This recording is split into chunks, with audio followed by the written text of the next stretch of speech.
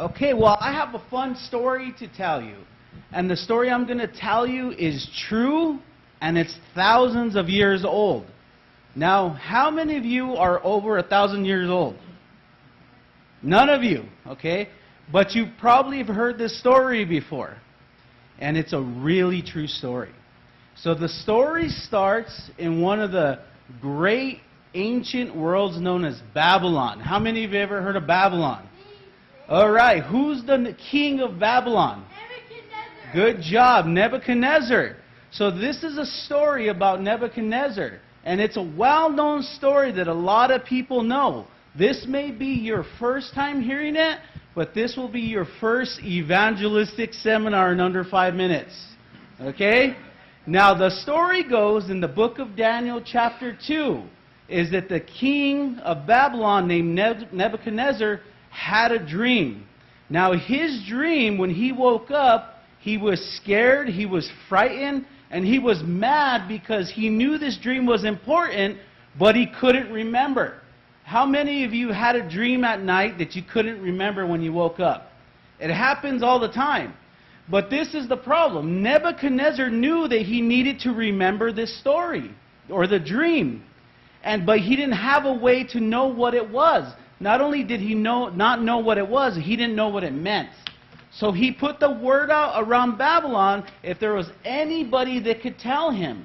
Now his special people that he had that helped him couldn't tell him, and he got mad at them. So other people found out of the king's problem.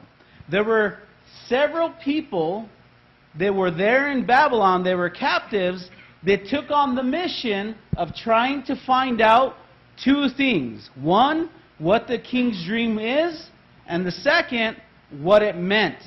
And these men's name was Daniel, Shadrach, Meshach, and Abednego. And these 4 men were from Israel. And they decided to pray to their God to help them to understand what the dream was that the king had and what it meant. Now, do you know why they prayed to God for this? Because they wanted to help the king, but also because they would lose their life if they didn't. Because the king wanted to kill people that couldn't tell him his dream.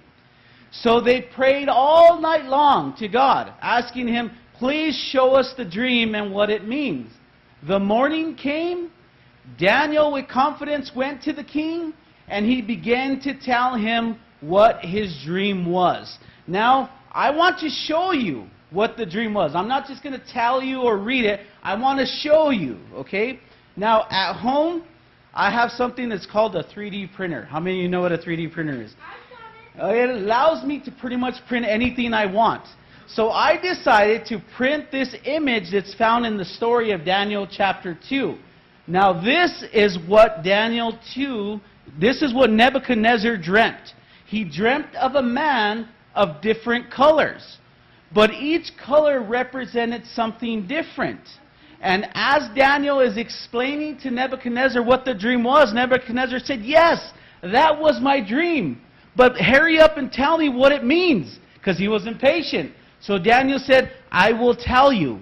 He first started off by saying, Nebuchadnezzar, your kingdom is represented by the head of gold.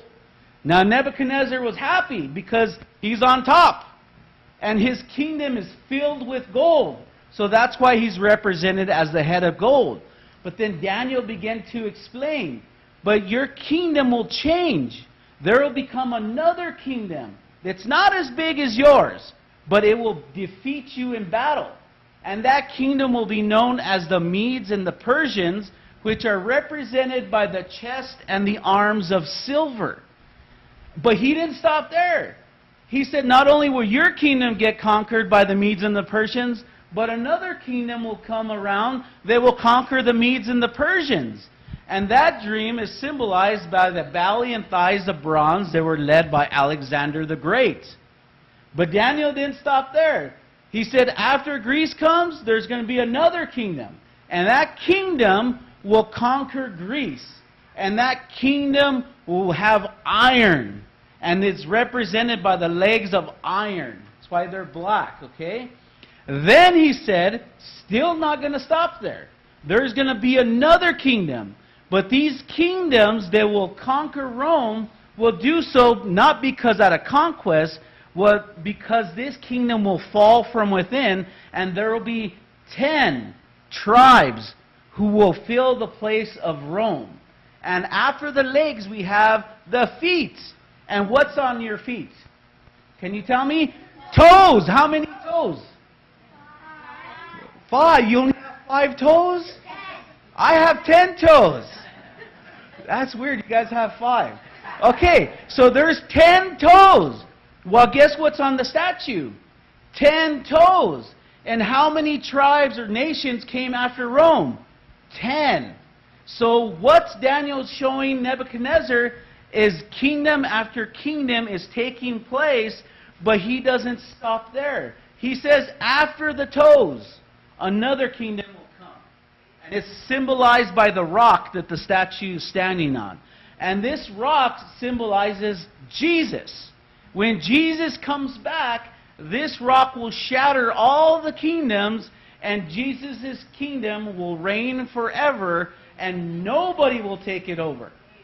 So what is Daniel proclaiming to Nebuchadnezzar through this statue? Well, what he's saying is that kingdoms come and go. Babylon came and went. Medo-Persia came and went. Greece came and went. Rome came and went. And where we're at today, we're in the toes. So if you want to know where you're at in society, you might be a big toe. Or you might be a little toe. Okay, but we're toes.